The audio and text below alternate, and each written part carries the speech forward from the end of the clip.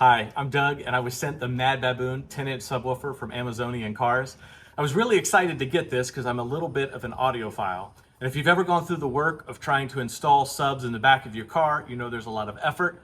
This one makes it a lot easier. You can see it's a very nice compact design. It's got a built-in amplifier and box, which is one of the most important components of having great sound quality is the box itself. This one weighs 20 pounds.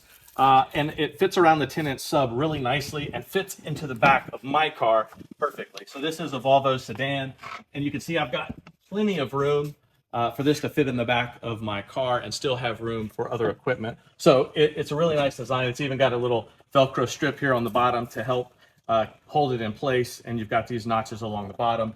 The V-bars on the front are crash barriers to additional protection for your speaker, depending on which side you face the speakers. But overall, the design of having an all-in-one subwoofer is what I really liked about this. Now, when you go to install it, it is going to be very, very simple because everything you need to install is right on the back, the inputs and the outputs.